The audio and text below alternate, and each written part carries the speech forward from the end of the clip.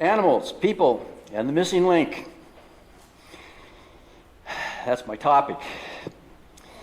And I already got 3 warnings. Don't tell me I'm not going to see my pet in heaven. What actually brought this on is many of you know I'm a veterinarian, and for years I've had to answer that question: Am I going to see my pet in heaven? Tough question, tough answer. So what I'm going to do is just kind of recapture a little.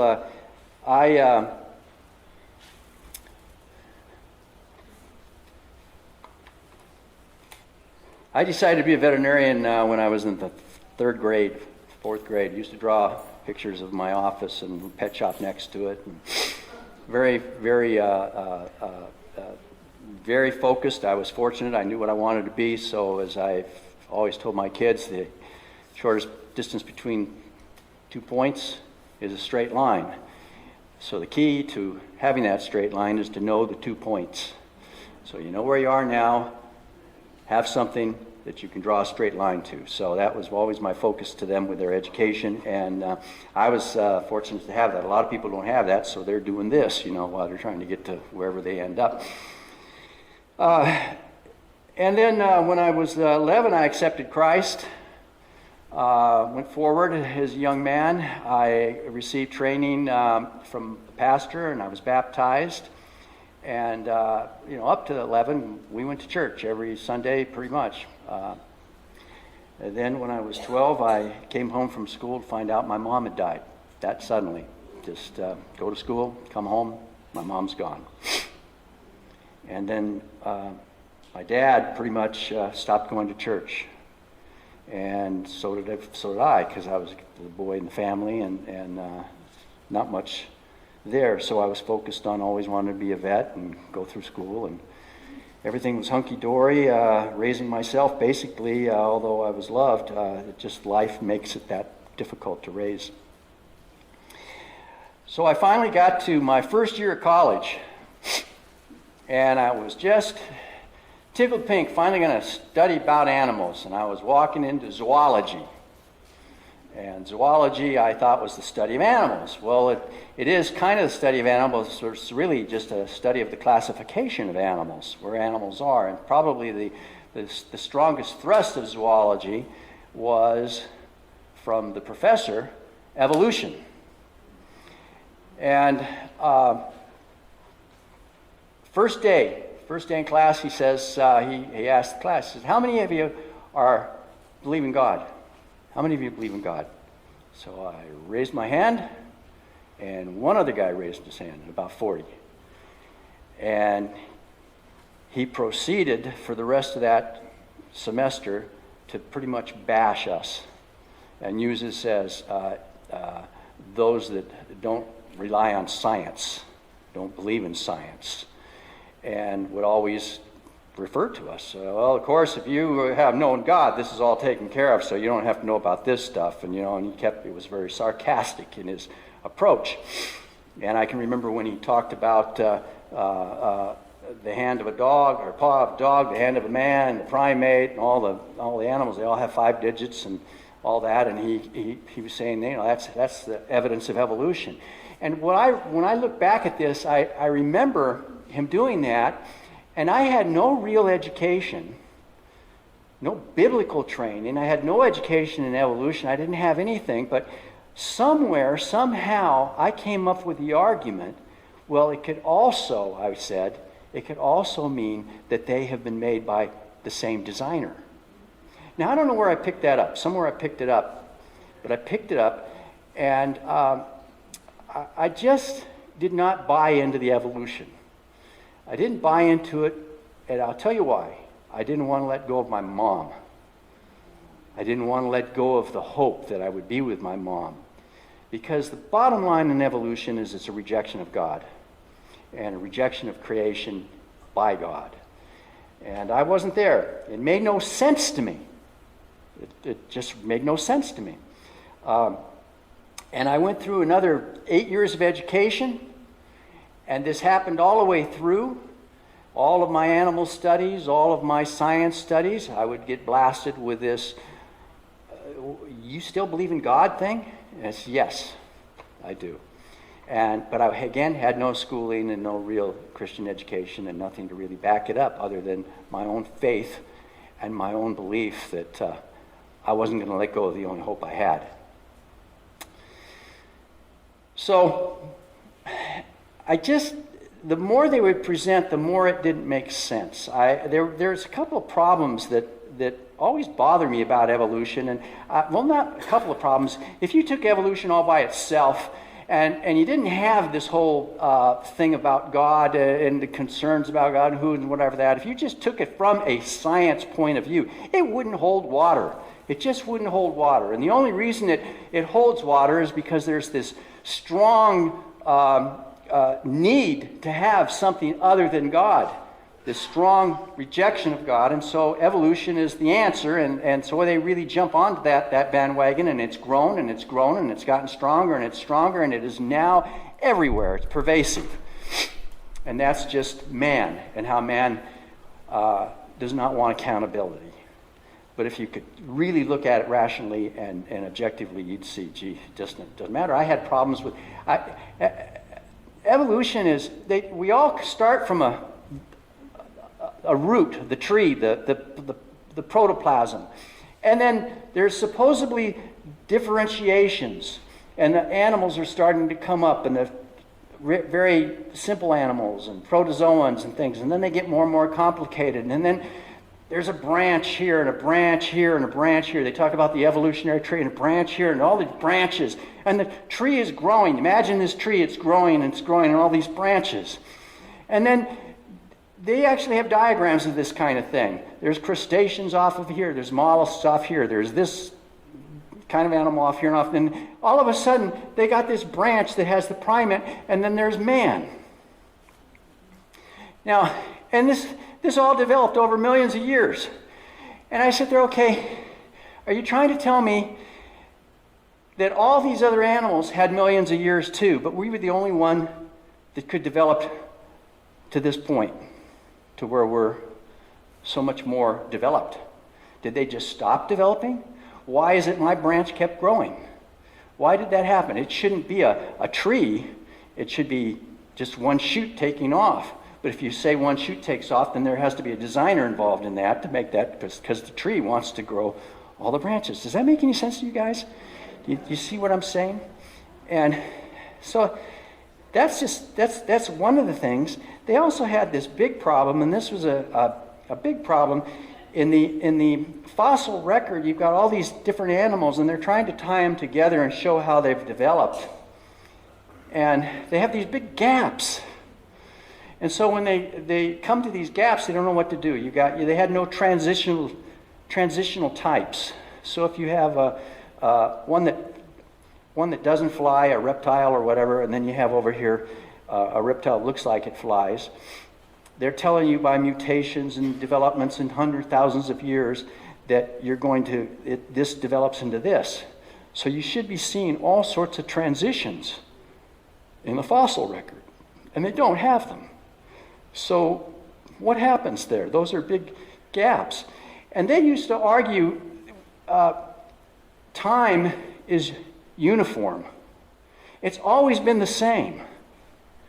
And so if it took this long to make these transitions, then they figured out, well, that's why things had to take millions of years, billions of years, whatever, how many years they want. They had to have the time for these transitions to happen.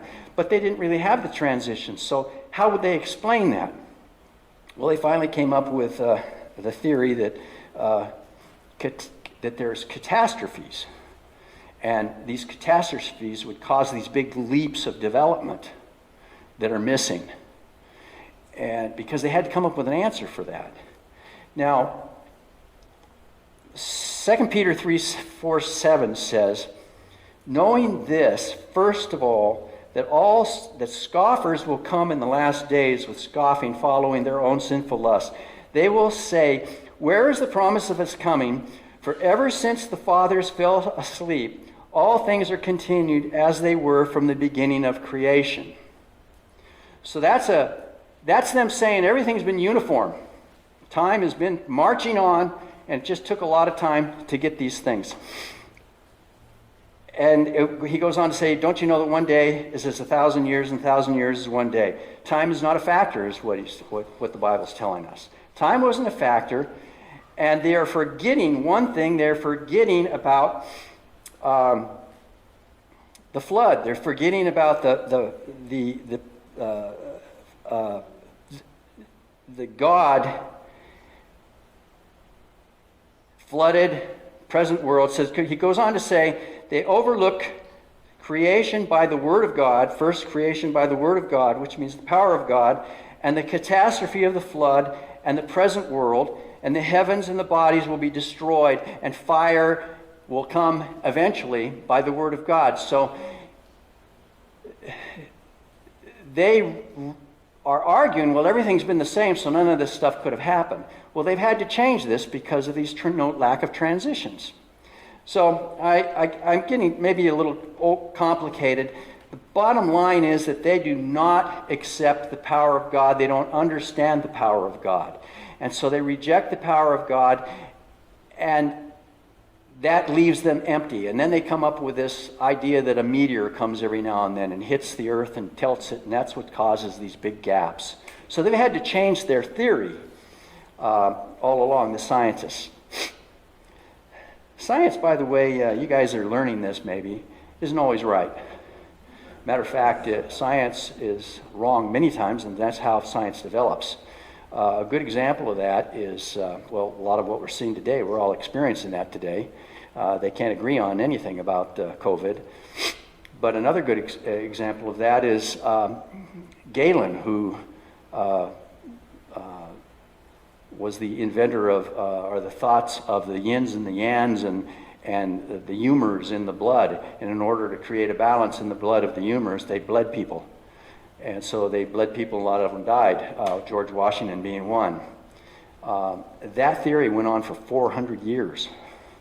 400 years, and it's been totally blasted and poo-pooed as it is right now.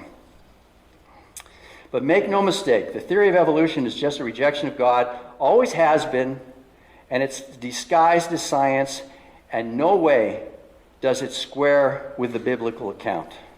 So if you're one of these Christians,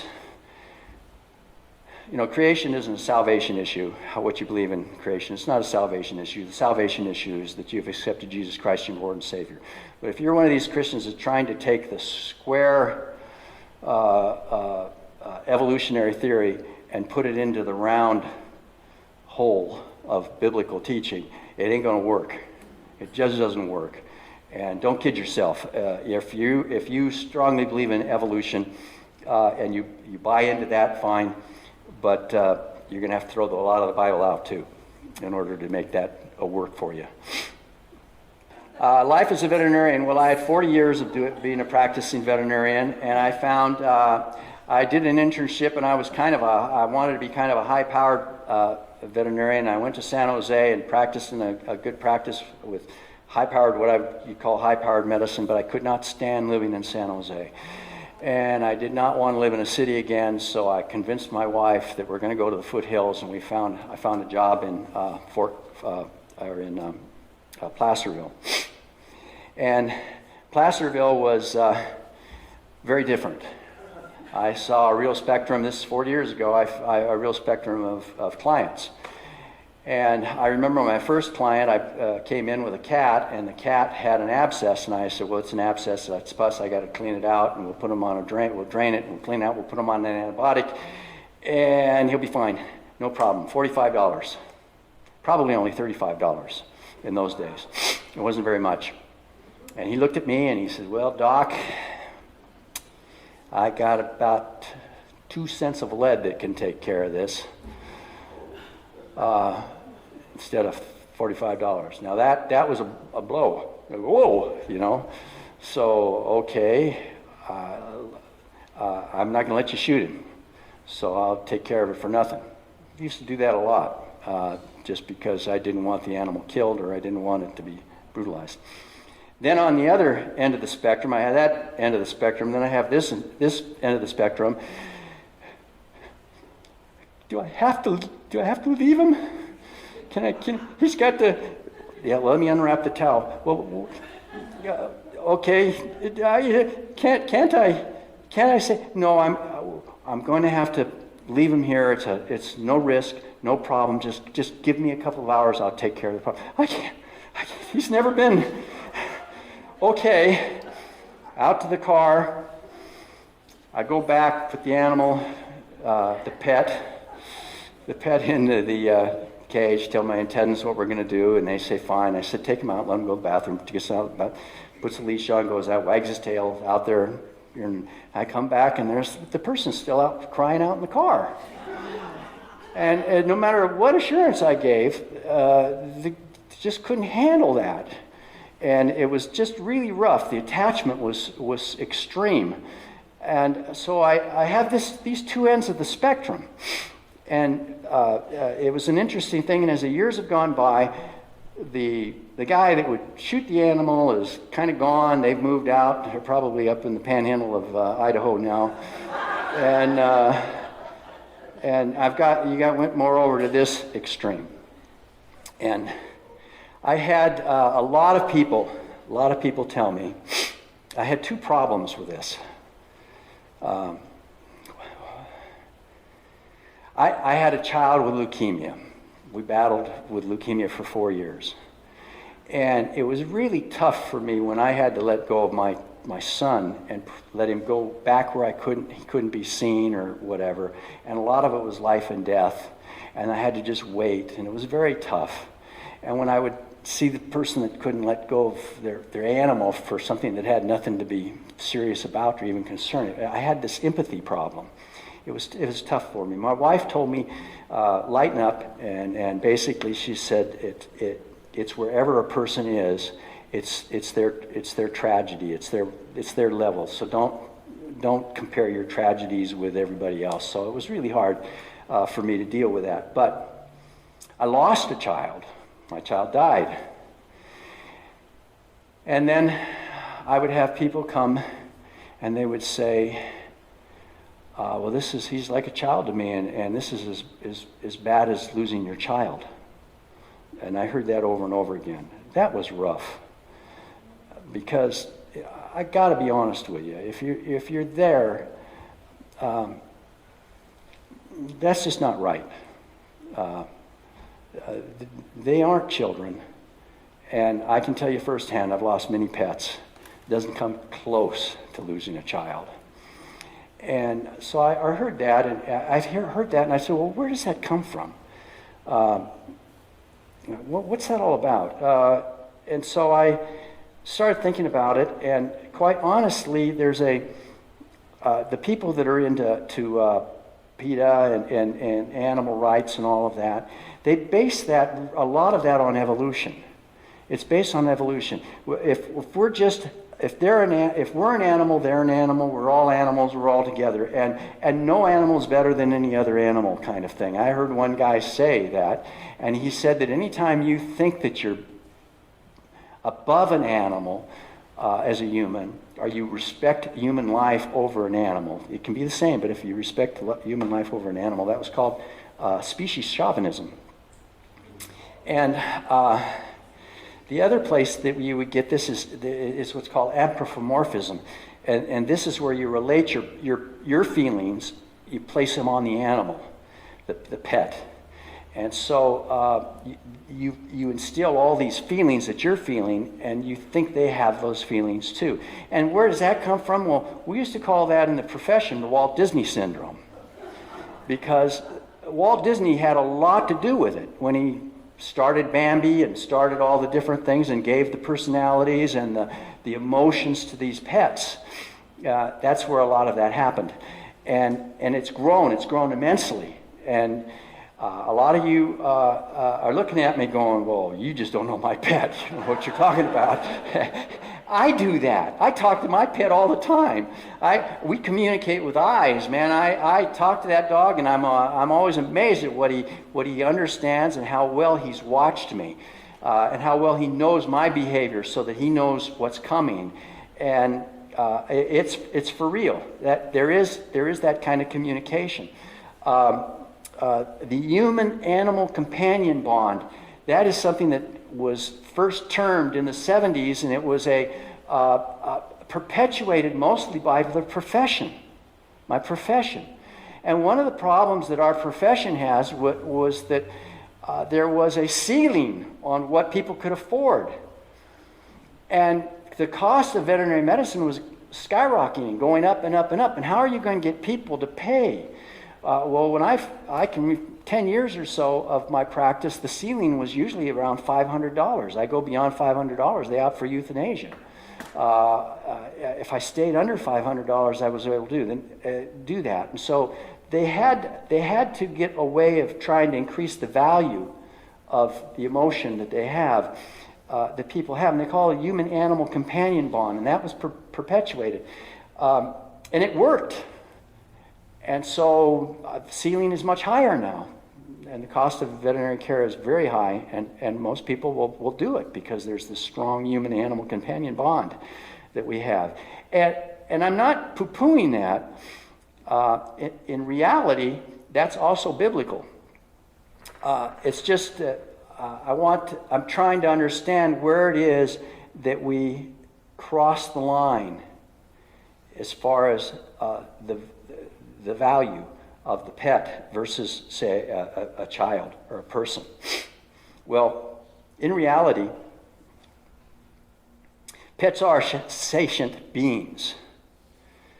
They have feelings. They have a sense of self. They know that they are someone and that they are something. They have a self-consciousness. They perceive or experience subjectively pain and suffering. So they do have that. That is mostly driven by instinct, positive and negative reinforcement, and it's instinct for survival, reproduction, and pleasure. A story I have a little bit of is a dog that I trained, and I had that dog so well trained, Beulah, and I'd say, Beulah, come, and she'd come. It was the first dog that I went through the real training thing. She'd come, and I'd sit, Beulah, sit, and heel, Beulah, heel, and Beulah was a great dog. Beulah was a beautiful dog, and I took Beulah to a friend's house, and I said, I'm going to let her run in this field. So he said, go ahead, let her run in it. So we let her run. All of a sudden, I noticed there's a dog over and way off in the field. And then all of a sudden, I realized there's another one over there. And then there was another one over here. And I told the guy, I got to get my dog because my dog's in heat. So I said, Beulah, come. She looks at me. All of a sudden, she sees one dog. She sees the other dog, looks at them, and looks at me. Beulah, come. And all of a sudden, she's gone. I lost her for half an hour. She was gone. So why am I saying that? Because this instinct for reproduction is strong, and I didn't satisfy it. It's a very strong reproductive, and it's instinct. There's also, that's one of the strong instincts. The other is fright, strong instinct, and the other is flight, strong instinct. So we talk about the sympathetic nervous system being more of a response mostly to the 3 F's. I'm going to leave it at that. Fight, fright, and sex. At any rate, that's what drives that dog. When you talk about positive and negative reinforcement, if you watch these shows where they're training, it's always, it's always this. Positive reinforcements, positive, negative reinforcements. The dog learns to read your every move, knows every eye, motion, every motion you do, knows when you're going to do whatever. Positive reinforcement. And that's really where they're at. But they do have what's called the nevish. This is the breath of life. This was the living the living soul, the consciousness part. This is really of mind and emotion. It distinguishes these animals from plants and lower organisms. Now that living breath is what's called living creatures. That's what God created. He says that. He says in Genesis 1, He created all the living creatures. And that living breath is given to them all.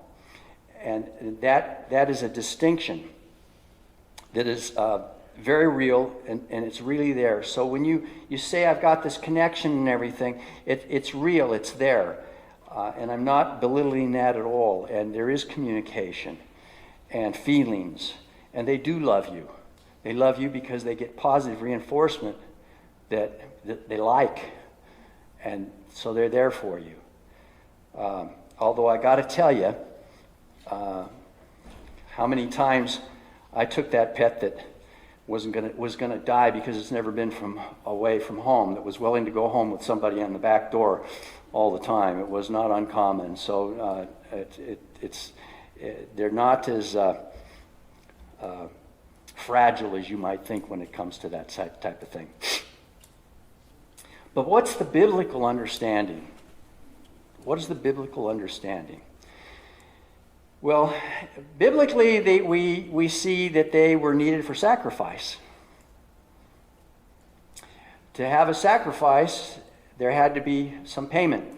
There had to be death. So to have death, you have to have life. So it had to be a living organism. It had to be a living animal. It had to be something with this nephesh in it. And so they were sacrificed. That's what we see in the Bible all the time. So we were talking the other day about, are they still sacrificing animals, and will they still sacrifice animals in Jerusalem? Will they establish that again? I don't think so. Not in our world. Maybe in another country, but not in our world. Because we're not. You talk about a bloodbath. You talk about the sacrificial system. It was amazing. The drain systems out of the temple were just loaded with blood. And they would go down into that valley next to it, and it was named the Red Valley or something like that. It was very, very profusive, the whole sacrificial system. The other thing we see in the Bible is their purpose for food, for clothing. Actually, before the flood, we were vegetarians apparently. After the flood, God gave the okay to eat animals. This is in Genesis 9. I was a little surprised at that as I was reviewing all this, and because I thought it came a little earlier than that.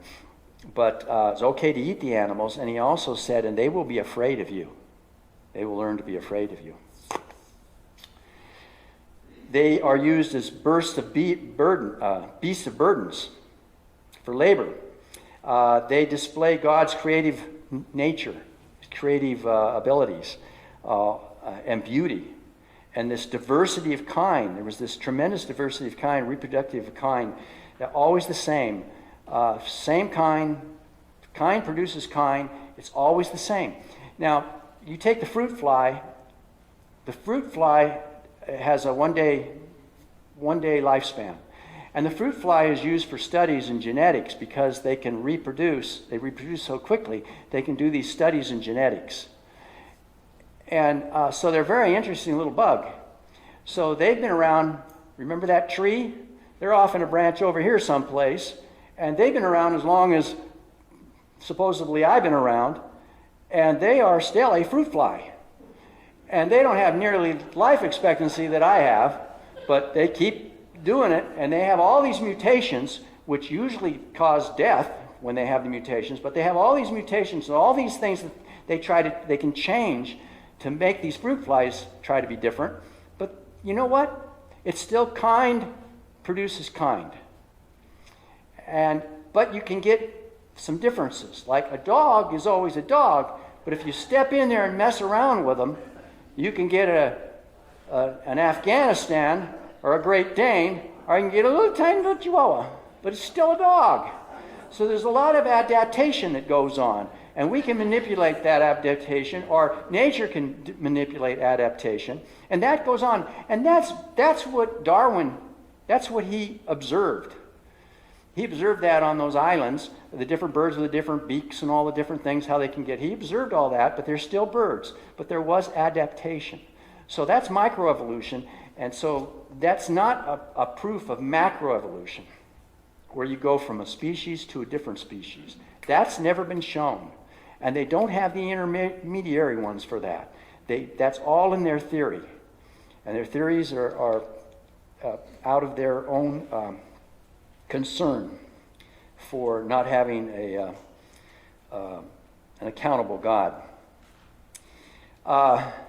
Diversity of kind. The dogs and cats and pets and animals, all the animals are part of creation. They are part of creation. When the Bible talks about creation and all of the creation and all of it that exhibits the Godhead of God by creation, animals are in that. They're part of creation. So they suffer the effects of sin, of man's sin. They are in the fall. They are under the curse. They are in the second law of thermodynamics, which is a winding down entropy of the world, of all of creation. It started out and it's winding down and it's having problems after problems, and there's a degenerative process that's going on because of the fall, because of sin. It's not getting better, it's getting worse. They are under that curse. They long for that curse to end. All of creation cries and moans for that, we're told in Romans. But they're part of that. They are not sinners. Do dogs sin? They're not sinners because they do not have a cognitive understanding of God. They do understand that they're subdued by man. That's why they're afraid of man. Why is it so different today? Well, I got to be honest with you. These ideas we have about pets, a lot of it has to do with affluence. We are in an affluent society. We have had domestication and companionship and service. We have the sheriff's dogs. I used to take care of them. We have hunting dogs. We have herding dogs. We have protective dogs. We have cats. Where do they fit into this? I'm not sure. But there is domestication. And there's a cultural influence with the animal rights and all the ideas of animal rights. You take those ideas of animal rights and you go to Korea, North Korea, you won't find those at all. As a matter of fact, I was listening to a Korean who escaped. There was a period there where they were outlawed to love dogs. And one of the things they did is they rounded up all the dogs and they killed them in Korea. So you can't have pets in Korea. Did you know that? Did you know that in some nations they eat them? And if you're in a really impoverished area, you just don't see what we have in America and Europe. So there's a cultural thing here too. You go to Afghanistan now, and what kind of pet population do they have? Zip. I went to an Indian reservation. I did missionary work in an Indian reservation, and what was amazing is that they were amazed that I even worked on dogs and cats. They said people actually pay for that. But man is made in the image of God. Man was given stewardship, we're told. And what that means, productive ordering. There's productive ordering. We're given sovereignty over it. Only man is in the image of God. Only man. Adam looked at all the different animals, and only one, he says, there's nothing there. God says, there's nothing there like you. I'm going to create you in my image. Well, what is that image? Well, that's a whole other thing. Now we're in body, soul, and spirit. And there's a spirit that was incorporated. And God actually took Adam, and he breathed into Adam. And he breathed the Spirit of God into Adam. We became part of God. We became part of his image. And we were, at that point, Adam was holy. He was as God. He walked with God. He was pure. He fellowship was pure. There was nothing other than God. And I mean, he had no sin in him. And so we have Adam that way, but then there's the fall. And that doesn't mean that he lost the image of God. He just doesn't have the purity, and the spirit was now dead. But there was still this part of essence of God that was real in him. And the image speaks of the carving of a graven image is what it was. It speaks of carving the same as words used to grave an image. God was in his essence the pattern for the personhood of man. And so what was this essence? Well, man has relationships. It has the horizontal and vertical. Brother, father, mother, son, things that are lasting relationships. And he has relationship consciousness. And he knows that he is part of something bigger. He is part of, he knows there's a place in the world for him. He has a self-knowledge of God. And the greater knowledge you have of God, the greater knowledge you have of yourself. And if you have a knowledge of God or you have a meaning with God, then you have a meaningful existence. If you take God out of it, you don't have a meaningful existence.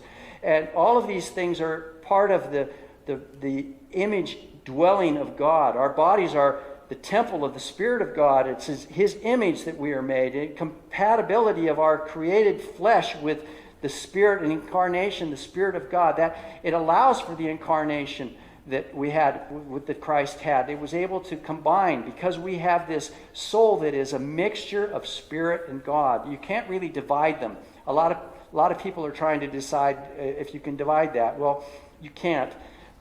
It is the uniqueness of man. We have creativity. We have a moral code. Consciousness, it bears witness. It's Romans 2:15. They show that the work of the law is written on their hearts, while their conscience also bears witness, and their conflicting thoughts accuse them. Do animals have a moral code? Well,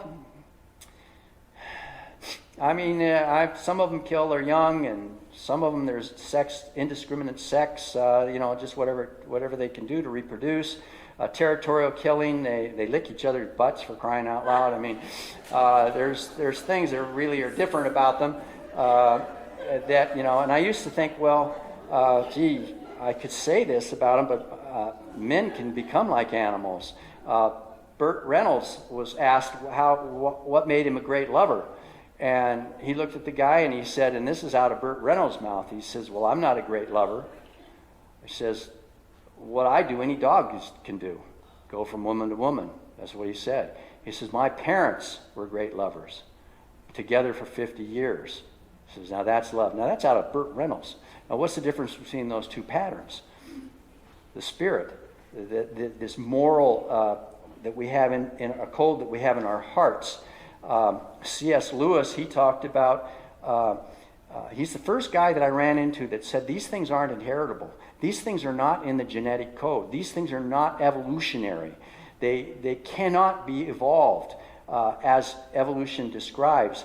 And he talks about this. He says, marred by sin, but will be restored, but also appreciated for beauty, creative abilities, love of diversity, high aspects of our intellect and our emotions, and understand abstract principles, especially moral concepts, justice, righteousness, holiness, truth, godliness, capable of fellowship with amazing capacity for language, conversations, and sharing thoughts. This is, and relationships with God and the need to worship. If you ask people about heaven, most people believe in heaven. And so where do they get that from? See, this stuff has to come from outside of just chemicals coming together and creating an evolutionary abstract. Probably the most critical thing about our image, that we are made in God's image, is that we have eternity.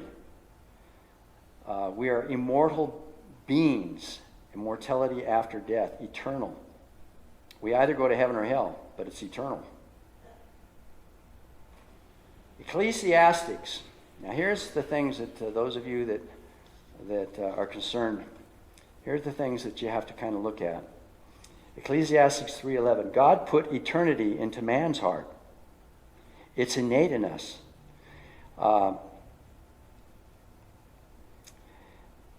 Ecclesiastes 3:21. Who knoweth the spirit of man that goeth upward, and the spirit of the beast that goeth downward to the earth? To most people, it seems that both have same ending into dust, but God knows the spirit ascends in man. So yes, our bodies go to dust, as the beasts, but we have a soul that's eternal, and it's God's image in the spirit, and the soul will return to God. And then Christ didn't just die for our souls, he died for our bodies. First our souls go, and then at the great resurrection, our bodies are going to be glorified, and they'll come back together. And that's what's going to happen for us.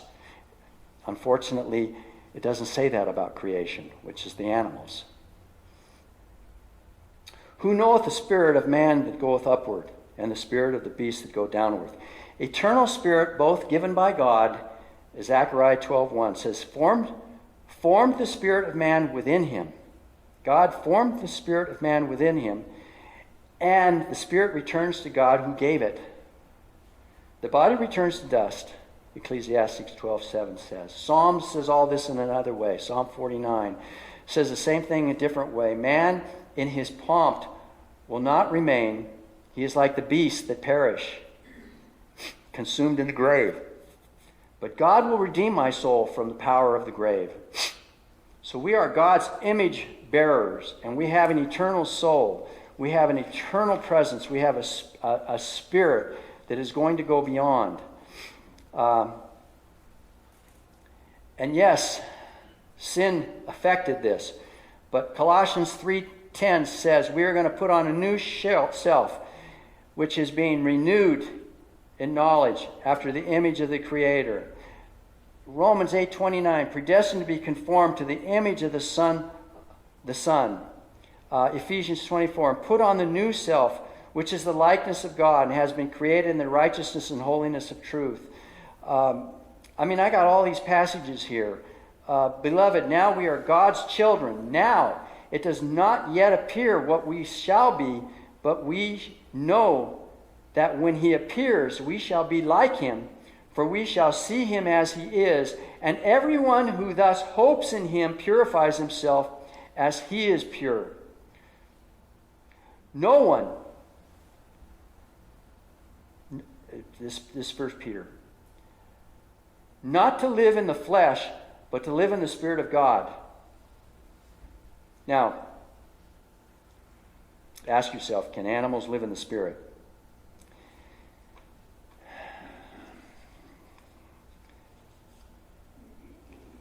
So what is your self-image? What is your self-image? Are you just another animal on a long tree, of evolution? Are you just an animal? Do you see yourself as God sees you?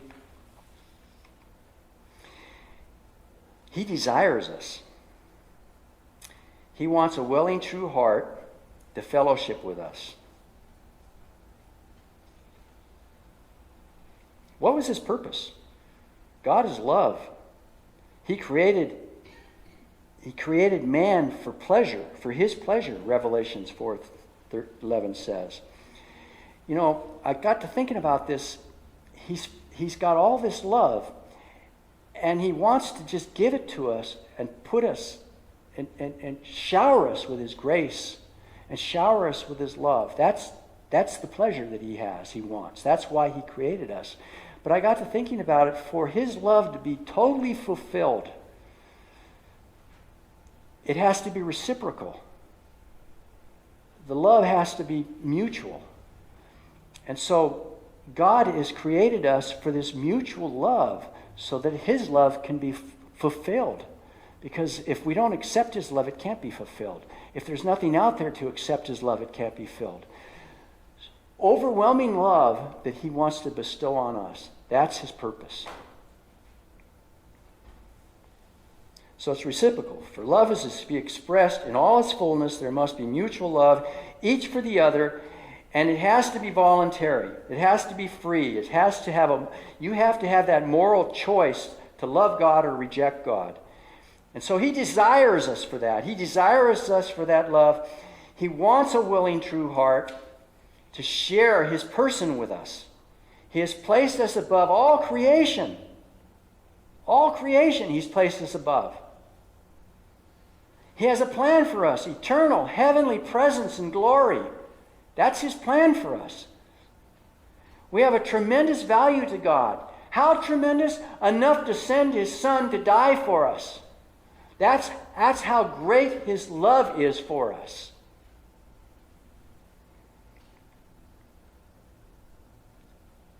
Why?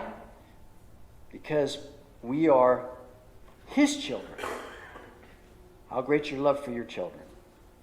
We are his family. How great your love for your family. We are his us. Remember, let's make them in the image of us. We are his us. We are his kind. His kind. We have his, not genetic code. We have his spiritual code. We are his kind. So, my big take-home thought. Remember I talked about the missing link? That so many have looked for. There is a missing link, and it's not with the animals. Our link is not with the animals. In an evolutionary tree, that's not our link. And our link isn't missing. Our link is with God, who we call Abba Father. He's our kind. We are his kind. We are his children. We are his family. We are his us. We are his image builders. And that's a wide separation from animals. So what I'm trying to say is we need to value ourselves and look at ourselves as God looks at us. Now, back to the pets. I'm almost done. Back to the pets. I love my pet. I love him dearly. I got a cat that I just lost. A coyote got it. I'm pretty sure. That every night would lay here and it literally would massage me. I mean, it was just rubbing. It was just, I loved that cat. It was really a unique connection I had with an animal. We were given animals as part of our, to subdue and to steward.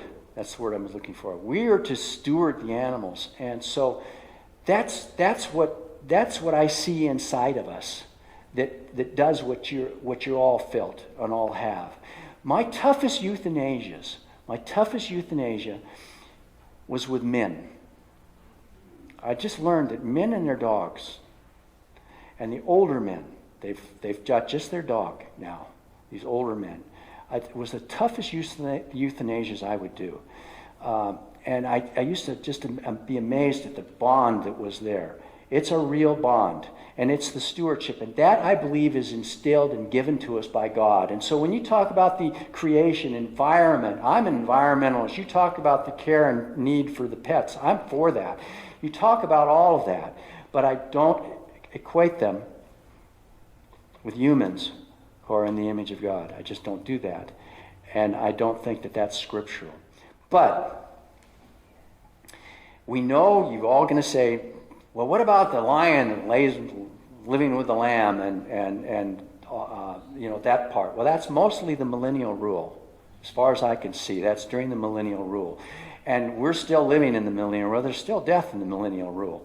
There's still rebellion that will come in the millennial rule. But Christ has come and was set up his kingdom, and Jerusalem is the center, and the millennial rule is the millennial rule. Everything's better. It's actually a reverse of the fall. It's starting to come back, and people are living longer. It talks about everybody living to 100 or more, that there won't be premature death, there won't be a lot of crying, a lot of disease, a lot of these things. Things are going to get better. And then it says, as it's talking about that, it talks about the lion and the lamb and no beast of burdens.